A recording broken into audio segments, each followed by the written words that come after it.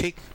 तो पंचायती राज का स्तर में स्थायी समितियां, स्टैंडिंग कमिटीज, त्रिस्तरीय पंचायतों ये निर्वहन करने में समिति का अधिकार है।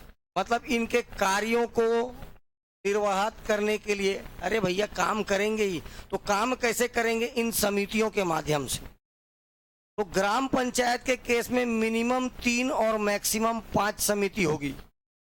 जनपद जिला के केस में मिनिमम 5 और मैक्सिमम 7 कमेटी होगी, स्टैंडिंग कमिटीज। ठीक है, 2 कॉलम बनाइए और कमेटियों के नाम लिखिए। पहले ग्राम पंचायत में सामान्य प्रशासन समिति, इंग्लिश में वो इसके लिए जनरल एडमिनिस्ट्रेशन कमिटी लिखते चलो।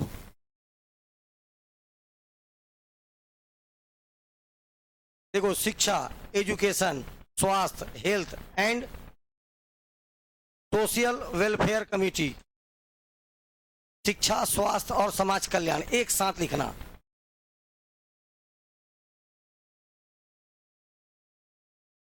Education, health and social welfare committee. बोलने का मतलब structure and development committee, structure and development committee. कृषि मतलब agriculture and agriculture revenue and forest committee. कृषि राजस्व एवं वन समिति, चौथी समिति। और 5वीं समिति ग्राम गौठान समिति। सबसे नया समिति कौन सा है? ग्राम गौठान समिति। ग्राम गौठान समिति, ये 5 कमिटी है। सामान्य जनरल एडमिनिस्ट्रेशन कमिटी, शिक्षा, स्वास्थ्य और समाज कल्याण,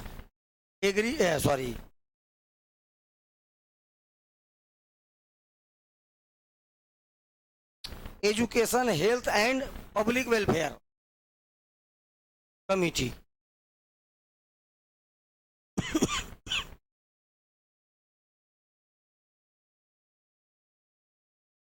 निर्माण एवं विकास समिति। ये 5 समितियों के बाद देखो, ये जनपद और जिला में ये 7 समितियां होती है।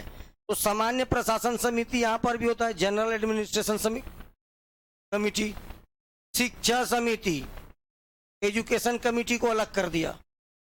इसके बाद देखो, इसमें शिक्षा स्वास्थ्य एक साथ था, इसको अलग कर दिया। स्वास्थ्य, health, women and child welfare committee, महिला एवं बाल विकास कल्याण समिति, एग्रीकल्चर कमिटी, फॉरेस्ट कमिटी, सहकारिता एवं उद्योग समिति। सहकारिता को अपन इंग्लिश में क्या बोलते हैं? याद रखना है, corporative and industrial committee, corporative and industrial committee. संचार मीन्स कम्युनिकेशन, संचार एवं संकर्म समिति। संकर्म का मतलब होता है वर्क, ठीक है। कम्युनिकेशन एंड वर्क कमिटी, ये समितियां के माध्यम से ग्राम पंचायत अपना कार्य करता है, ठीक है। इन समितियों के माध्यम से ही क्या होता है? ग्राम पंचायत का कार्य किया जाता है, ठीक। अब इसको डिटेल में देखेंगे। देखो, ग्राम पंचायत को एक अलग देखना है और जनपद और जिला को एक साथ, सेम है। चलिए, कुछ प्रमुख तथ्य।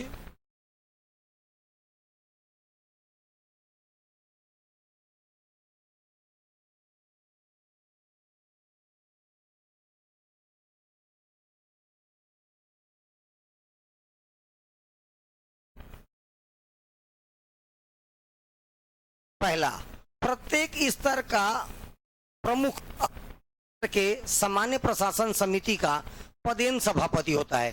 तो ग्राम पंचायत का मुखिया कौन होता है? सरपंच। जनपद पंचायत का मुखिया कौन होता है? जनपद पंचायत का अध्यक्ष और जिला पंचायत का अध्यक्ष।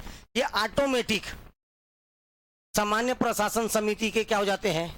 सभापति। सभापति को क्या बोलते हैं?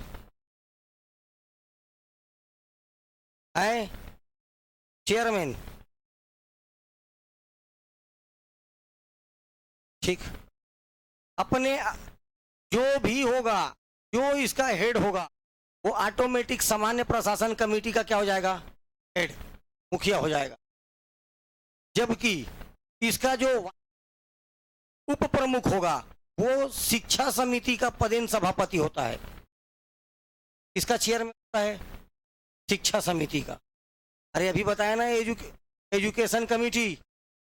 दो लोगों को हमेशा याद रखना है। ये जो मुखिया जैसे अध्यक्ष, वो ऑटोमेटिक सामान्य प्रशासन विभाग का क्या हो जाएगा? सभापति, चेयरमैन। लेकिन जो वाइस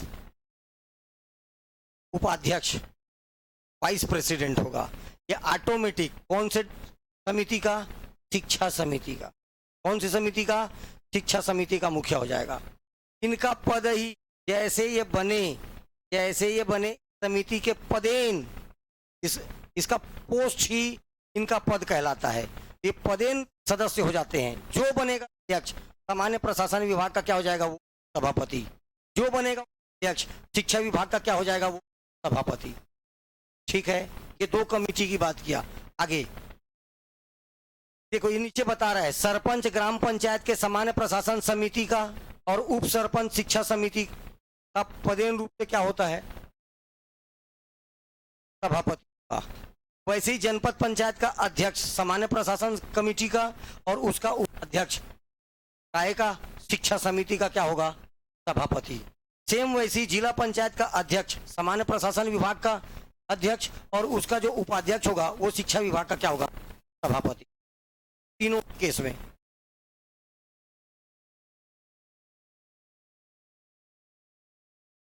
देखो नेक्स्ट पॉइंट,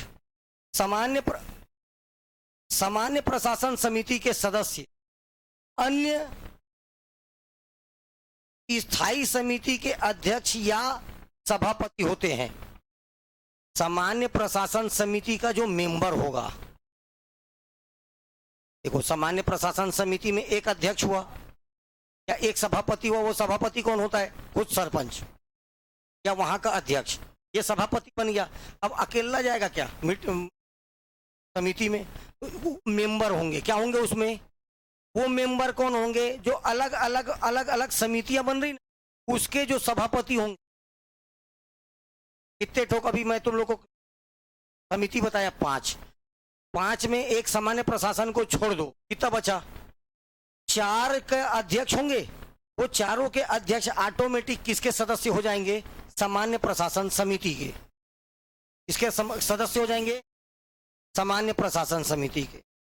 ठीक। शिक्षा समिति में कम से कम एक महिला का एवं एक एसटी या एससी वर्ग से होना जरूरी है। मतलब 2 लोग शिक्षा डिपार्टमेंट में या तुम्हारे जो शिक्षा कमेटी है, ठीक है, एजुकेशन समिति, एजुकेशन कमेटी, उसमें एक महिला का होना आवश्यक है और एक ऐसा व्यक्ति होना चाहिए, या तो एससी वर्ग का हो या तो एसटी। एससी या एसटी में एक और एक महिला कंपलसरी। 2 सदस्य उसके एकदम परमानेंट बुक है। तीसरा सदस्य बुक है उसका अध्यक्ष। हमेशा कौन होगा? उप सरपंच या उपाध्यक्ष। सामान्य प्रशासन समिति है, शिक्षा समिति का सभापति कौन होता है? उप सरपंच या उपाध्यक्ष। जनपद और जिला में कौन? उपाध्यक्ष।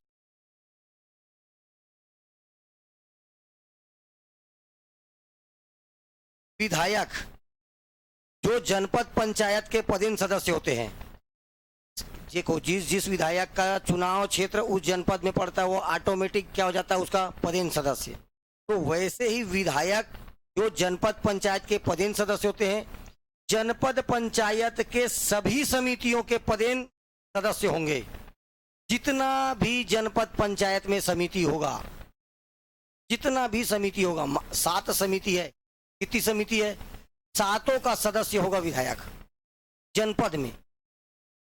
लेकिन जिला में ऐसा ऑप्शन नहीं है। जिला में कोई 2 को चुनेगा।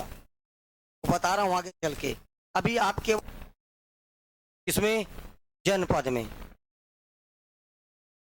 ये देखो, जिला पंचायत में वो पदेन सदस्य होता है, किन्हीं 2 समितियों का पदेन सदस्य के रूप में वो खुद चुन लेगा, मैं इस समिति का क्या रहना चाहता हूं, सदस्य। जनपद पंचायत में जितनी समिति है सबका सदस्य होगा, लेकिन जिला पंचायत के केस में केवल 2 समिति का।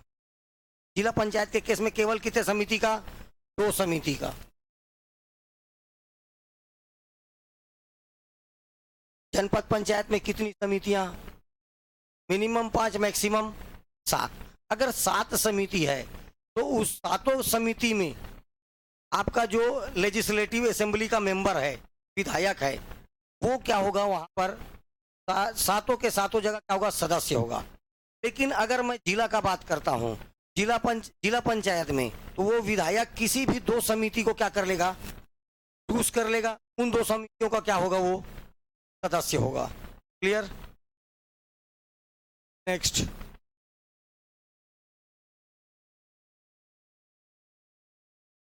सांसद, जो जिला पंचायत के पदेन सदस्य हैं, स्वेच्छा से जो सांसद भी होगा वो जनपद में सबका सदस्य होगा। सांसद भी जनपद में हर समिति का सदस्य होगा, लेकिन जिला में वो भी कितने समितियों का केवल सदस्य होगा, 2।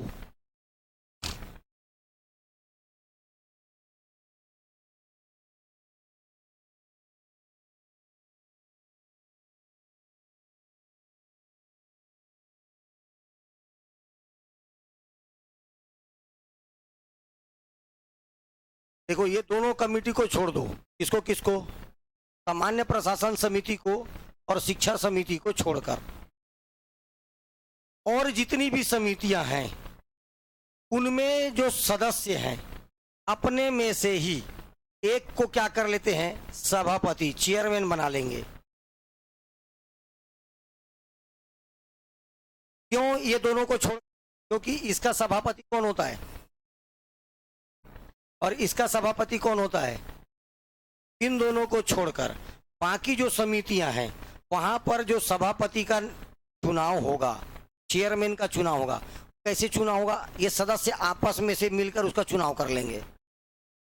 तो सदस्यों से मिलकर वहां का क्या बनेगा, सभापति बनेगा। आगे देखिए, अगर इसके अलावा भी अगर जरूरत पड़ता है तो ग्राम पंचायत की बैठकों में, जब ग्राम पंचायत की बैठक होगा वहां पर किसी गवर्नमेंट ऑफिसर को, शासकीय अधिकारी को तथा किसी विषय विशेषज्ञ को सलाह के लिए आमंत्रित किया। कोई एकदम स्पेशलिस्ट है किसी सब्जेक्ट का, जैसे मान लीजिए उस गांव का जनसंख्या अचानक भयानक बढ़े पड़ा है, तो अगर कोई व्यक्ति ऐसा है जो इसको कंट्रोल कर सकता है, स्पेशलिस्ट है, हमको पता है कि ऐसे व्यक्ति हैं जो इनको कंट्रोल कर सकते हैं, उनको भी मीटिंग्स में क्या कर सकते हैं, बुला सकते हैं। लेकिन कभी भी ऐसा व्यक्ति जो अलग से आएगा वो मत नहीं देगा, वोट नहीं कर सकता। क्या नहीं कर सकता, वोट नहीं करेगा, क्योंकि कभी भी मीटिंग होगा तो अंतिम में डिसीजन लेने से पहले क्या होता है, बहुमत के आधार पर क्या होता है, डिसीजन लिया जाता है। और जब भी बहुमत कैसे साबित होगा, वोटिंग से। कैसे साबित होगा, वोटिंग से। क्लियर।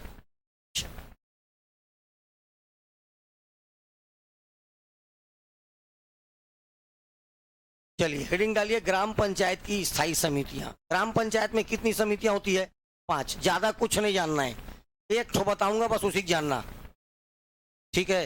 हाँ, पर लेकिन ये प्रावधान छत्तीसगढ़ पंचायती राज के सेक्शन किस में है, 46। छत्तीसगढ़ पंचायती राज अधिनियम की धारा 46, 46 में समितियों की संख्या मिनिमम, मैक्सिमम और कलेक्टर से अनुमति लेकर इन समितियों के अलावा और भी समितियों का क्या कर सकते हैं, गठन कर सकते हैं। इससे ऑर्डर लेकर, कलेक्टर से परमिशन लेकर 6वां समिति भी बना सकते हो कलेक्टर की अनुमति से। लेकिन 73वां संविधान संशोधन पंचायती राज में प्रावधान कितने समितियों का है, मिनिमम 3, मैक्सिमम। देखो, ग्राम गौठान समिति केवल छत्तीसगढ़ में, ग्राम गौठान समिति केवल किस कहाँ है? छत्तीसगढ़ में। तो ये पहले 4 समिति थी, अचानक एक समिति बढ़ गई, 5 हो गई। मिनिमम 3, मैक्सिमम, ठीक। समितियों का कार्यकाल, जब तक पंचायत का कार्यकाल चलेगा, मतलब बोलने का मतलब 5 वर्ष। कितने के लिए? 5 वर्षों के लिए। हर एक कमेटी में कितने मेंबर होंगे? हर समिति में 4 सदस्य, सामान्य प्रशासन विभाग को छोड़कर।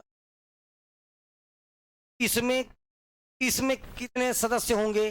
जितनी कमेटी होती, जितनी क्या होती है, क्योंकि हर कमेटी का जो अध्यक्ष होता है वो इसका क्या होता है?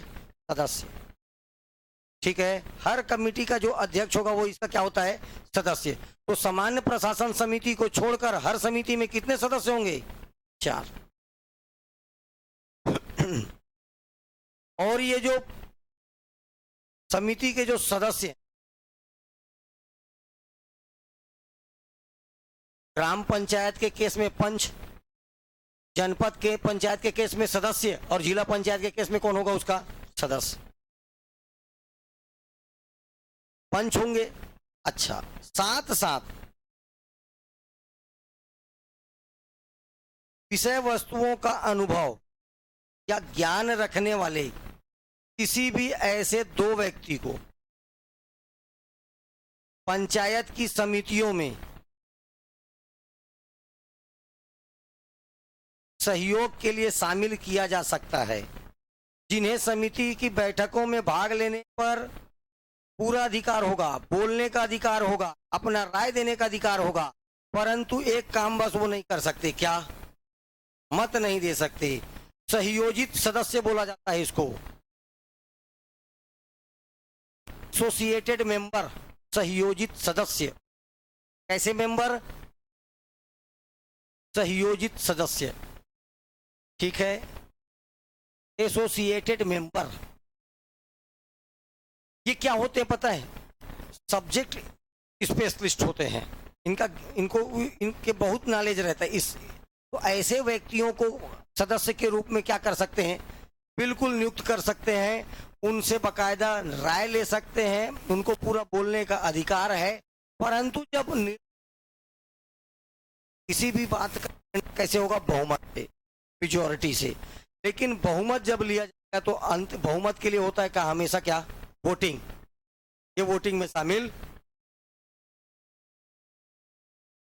ग्राम पंचायत की जितनी भी समिति होती है उन सब समितियों का सचिव होता है अपना कौन? ग्राम पंचायत के केस में ग्राम पंचायत का सचिव, जनपद पंचायत के केस में जनपद पंचायत का केवल सामान्य प्रशासन का, और जिले में भी केवल सामान्य प्रशासन का। 2 जगह कंफर्म है उसका, बाकी जगह खुद भी हो सकता है या किसी ऑफिसर को नियुक्त कर सकता है। ठीक है, चलिए, ग्राम पंचायत का सचिव, समितियों का सचिव, ग्राम पंचायत का सचिव। उधर भी केवल कॉन्सेप्ट ऐसी याद रखना, उधर सीईओ, उधर क्या याद रखना? सीईओ, बस। खैर उसको पढ़ाना ही है। समितियों का बैठक हर माह में कम से कम 1 बार, लेकिन यदि अचानक भयानक और बैठक बुलाना है, इनकेस आप इमरजेंसी, तो आधे से अधिक सदस्य लिखित तौर पर अनुशंसा या मांग करें तो संबंधित समिति का सभापति, जिस भी समिति में वो बैठक बुलानी है, उस संबंधित समिति का सभापति ऐसे मीटिंग का आयोजन कर सकता है। समितियों पर नियंत्रण किसका होता है? तो ग्राम पंचायत के सामान्य नियंत्रण में, ठीक है, ग्राम पंचायत के देखरेख में इन समितियों का क्या होता है? इनको कंट्रोल किया जाता है। समिति का निर्णय बहुमत के आधार पर होगा बैठक में। समितित्व नहीं है, समिति। बैठक की सूचना, अच्छा, बैठक की सूचना 3 दिन पहले देना पड़ेगा।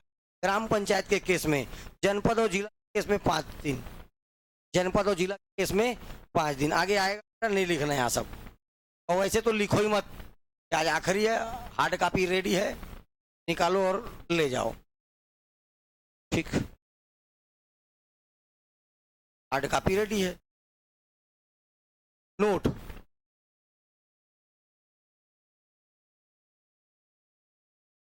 अगर समिति के किसी सदस्य का पद रिक्त हो जाए, फर्स्ट पॉइंट, तो ग्राम पंचायत, अगर ग्राम पंचायत का, क्योंकि अपन ग्राम पंचायत के पढ़ रहे हैं, अगर कोई भी एक समिति का सदस्य क्या किया, अपने पद को छोड़ दिया, तो ग्राम पंचायत का सामान्य बैठक पे, सामान्य बैठक में उस सदस्य, नए सदस्य की क्या किया जाएगा, अपॉइंटमेंट किया जाएगा सामान्य बैठक पे। लेकिन जो सामान्य, जो सदस्य जो नियुक्त होगा, वो कितने कार्यकाल के लिए आएगा, रिमेनिंग, शेष कार्यकाल के लिए, बचे हुए कार्यकाल के लिए आएगा। ठीक, तो देखिए पहला पॉइंट, समिति किसी सदस्य का पद रिक्त हो जाए, किसी सदस्य का पद क्या हो जाए, रिक्त हो जाए, खाली, वेकेंट हो जाए,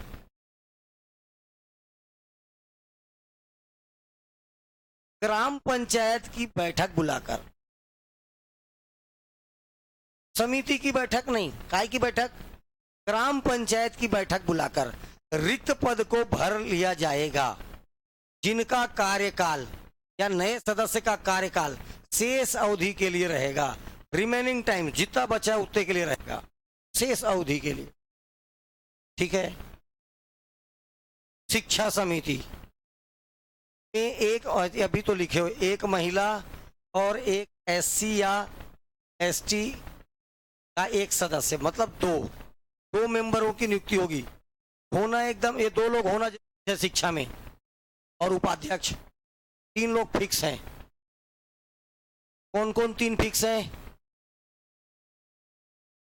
एक महिला, देखो पहले तो इसका सभापति कौन होता है, उपाध्यक्ष, सभापति कौन होता है इसका, उपाध्यक्ष, इसके बाद एक महिला सदस्य, उसके बाद एसटी एससी में से कोई एक। ठीक,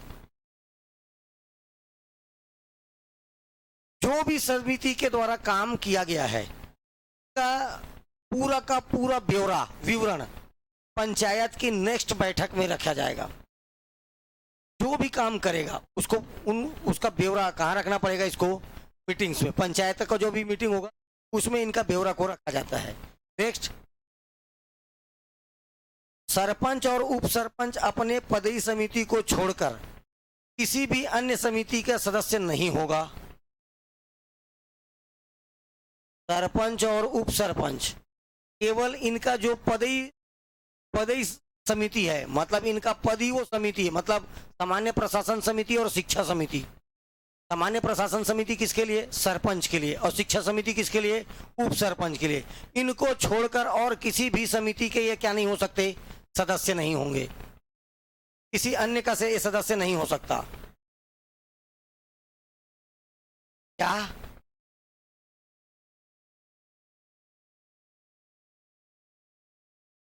सभापति भी हो सकता, ना तो सदस्य हो सकता। ठीक, कोई भी पंच अधिकतम 2 समितियों का सदस्य हो सकता है। कितनी समिति का, एक एक पंच 2 समितियों का हो सकता है मेंबर, सदस्य, किंतु एक से ज्यादा समिति का अध्यक्ष नहीं हो सकता। हर एक समिति में एक अध्यक्ष होगा। शुरू के 2 समिति को छोड़कर बाकी सब समितियों का अध्यक्ष कौन होगा, ये तो आपस में, ये देखो, ये इतने लोग थे, इसने इसको क्या बना लिया, अध्यक्ष है, तो ये पंच है क्या, ये अध्यक्ष बन गया। तो ये दूसरे जो एक और समिति है, देखो मान लीजिए ये एक और समिति है, यहाँ पर ये सदस्य बन सकता है, यहाँ पर ये क्या बन सकता है, लेकिन यहाँ का अध्यक्ष नहीं बन सकता। ठीक, समितियों द्वारा अंतिम रूप से निर्णय किसी विषय वस्तु पर अगर फाइनल डिसीजन ले लिया, इस समिति, मान लीजिए इस समिति ने एक निर्णय ले लिया, कुछ भी निर्णय ले लिया, एक भवन बनाना है, फलाना ठिकाना, सारा पूरा खर्चा वर्चा सब दिखा दिए। उसके 6 महीने के बाद, 6 महीने के भीतर नहीं, 6 महीने के बाद उस पर पुनः विचार, फिर से अपन उस पर क्या करना चाहते हैं, विचार करना चाहते हैं। पुनः विचार के लिए लाई जा सकती है, लेकिन कितने महीने बाद? 6 महीने बाद। परंतु कम से कम 3/4 3/4 पर लिखित तौर पर सहमति दें या तो कोई एथराइज्ड ऑफिसर ऐसा कोई इंस्ट्रक्शन दे, ही कंडीशन पर उसका क्या करेंगे? रिव्यू लेंगे। जो अपन ने उसका क्या करेंगे? रिव्यू करेंगे। एक कंडीशन ये है कि जितने मेंबर हैं उसके 3/4 मेंबर ये चाहते हैं कि रिव्यू लिया जाए, लेकिन विद इन कितने महीने बीतने के बाद होगा? 6। उससे पहले नहीं। क्या किसी ऑफिसर को लग गया हाँ तो गड़बड़ है, तो वो क्या करेगा? वो इंस्ट्रक्शन देखो, या विहित अधिकारी कोई एथराइज्ड ऑफिसर ऐसा कोई इंस्ट्रक्शन दे कि मेरे को क्या करना है, फिर से उसका क्षण करना है, तब ही ये क्वेश्चन आया। 7वां, समिति के सभापतियों का निर्वाचन। देखो, जितने भी सभी समिति बनी, 5 समिति बन गई। समिति बनने के पश्चात उनके सभापतियों का निर्वाचन 1 महीने के भीतर हो जाना अनिवार्य है। 1 माह के भीतर करना अनिवार्य है। ठीक, अब इसको लिखना है आपको, टेबल को पहले पढ़ा देता हूं, बाद में लिख लेना। ठीक है, देखिए 5 समिति नाम लिखा हुआ है समितियों का। सभापति, सामान्य प्रशासन समिति का सभापति कौन होता है हमेशा? शिक्षा समिति का कौन होता है हमेशा? ये दोनों को छोड़ने के बाद ये बाकी जो समितियां हैं, सदस्य अपने में से किसी एक सदस्य को सभापति चुन लेते हैं। पंच अपने में किसी एक को क्या कर चुन लेते हैं। लेकिन सामान्य प्रशासन विभाग का सभापति कौन होगा? केवल और केवल। शिक्षा विभाग का सभापति कौन होगा? केवल और केवल। बाकी तीनों समितियों का कौन हो सकता है? कोई भी पंच अपने में से चुन लेंगे। सबका सचिव पंचायत सचिव। ठीक, अब देखो ध्यान से, सामान्य प्रशासन का जो सभापति होता है अपने पद से त्याग पत्र नहीं दे सकता। तो शिक्षा विभाग वाला अपने पद से क्या नहीं दे सकता? त्याग पत्र। ये दोनों नहीं दे सकते, रिजाइन नहीं दे सकते। रीजन, क्योंकि ये पदेन होता है, ये पद भी चल देगा। सभापति इस समिति से इस्तीफा दिया मतलब ऐसे लगेगा उसने अध्यक्ष पद से ही इस्तीफा दे दिया, इसलिए लोग क्या नहीं दे सकते? रिजाइन। बात समझ में आया? जो पदेन, वो पद ही, सरपंच का पद ही, ठीक है, सरपंच का पद ही सामान्य प्रशासन समिति का पद, अध्यक्ष का पद हो जाएगा। तो जो सरपंच बनेगा, बोलने की जरूरत ही नहीं उसको, ऑटोमेटिक वो किसका अध्यक्ष हो जाएगा? सामान्य प्रशासन विभाग का। वैसे ही अगर मैं केवल समिति से इस्तीफा दे रहा हूं बोलेगा, सामान्य प्रशासन समिति से इस्तीफा दे रहा हूं बोलेगा, ऐसा माना जाएगा उसने किससे इस्तीफा दे दिया? सरपंच पद से। इस पद से जैसे सरपंच बना, ऑटोमेटिक क्या बन गया? सामान्य प्रशासन समिति का क्या बन गया? सभापति। वैसे ही अगर वो सभापति के पद से इस्तीफा दिया तो ऐसा माना जाएगा उसने काय से इस्तीफा दे दिया? सरपंच पद से। दोनों के दोनों इस्तीफा कौन? सामान्य प्रशासन समिति का सभापति और शिक्षा समिति का सभापति, ये कभी अपना, देखो सभापति अपना त्याग पत्र नहीं दे सकता। ठीक, और सामान्य प्रशासन समिति के जो बाकी जो सभी समिति हैं उनके जो सदस्य होते हैं, मतलब उसके जो अध्यक्ष होते हैं, अध्यक्ष सभापति, इस क्या होते हैं? सदस्य। ठीक, इसमें एक महिला, एक एससी और एक एसटी से होना अनिवार्य है, दिया, बाकी कुछ काम का नहीं है। ग्राम गौठान समिति अभी नया, थोड़ा सा देख लो। ये तो पहला बात ये सबसे नवीनतम है, सबसे नया है। ठीक,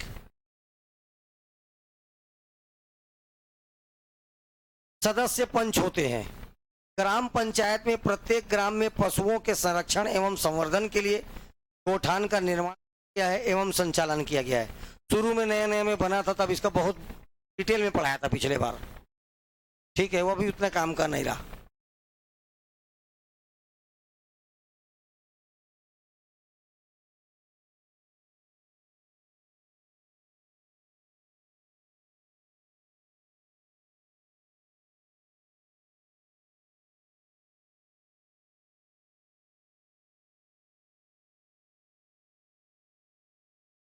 लिखना नहीं, सुनो ध्यान से।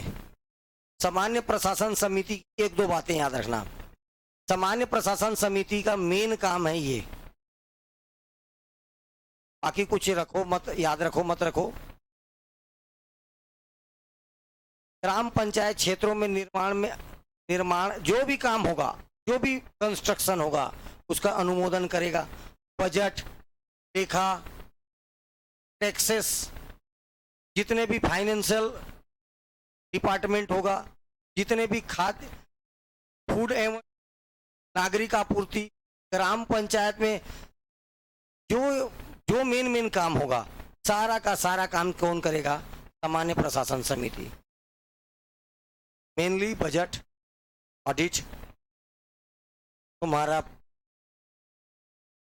टैक्सेस, जितने भी बिल्डिंग्स बनेंगे उनको देखना। शिक्षा समिति में याद रखना है, जितने भी पढ़ाई, देखो शिक्षा के साथ लिखा है स्वास्थ्य और उसके बाद है पब्लिक वेलफेयर। तो शिक्षा, जितना भी प्रकार का शिक्षा हो, डोकरा डोकरी पढ़ाना, प्रौढ़ शिक्षा सुनी है, एडल्ट शिक्षा नहीं सुने हो, अंग्रेज, तो प्रौढ़ शिक्षा कार्यक्रम चलाना, सूजी पानी कार्यक्रम चलाना,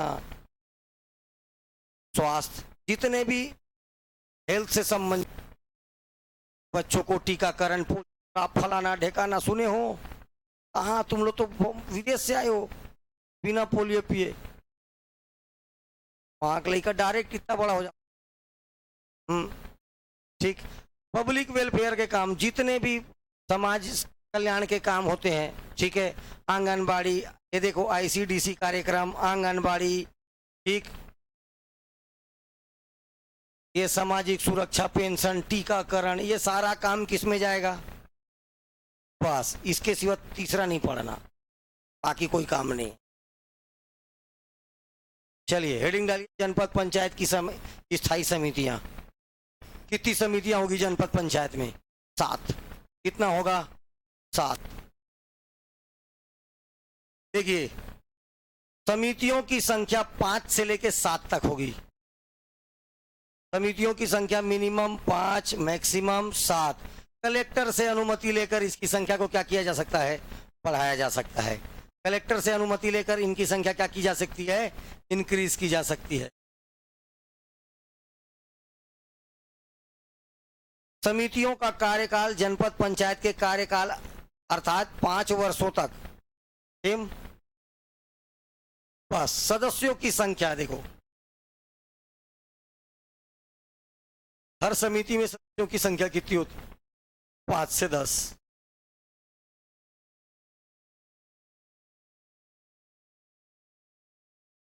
कौन कौन सदस्य होते हैं समितियों के सदस्य? तो पहला तो वो जो इलेक्शन जीत कर आया है, डायरेक्ट इलेक्टेड मेंबर, ठीक है, जनपद पंचायत सदस्य जो प्रत्यक्ष निर्वाचित होकर आया है। परंतु एक ये हो गया, 2 ऐसे बस यहीं रोकना। उसके बाद 2 ऐसे व्यक्तियों का पंचायत में, ये देखो, इसी को मैं अभी कौन सा सदस्य बताया था? एसोसिएटेड मेंबर को हिंदी में क्या बोलते हैं? सहयोजित सदस्य। परंतु इनको मत देने का अधिकार नहीं होगा। 2 संयोजित सदस्य होंगे। कितने होंगे?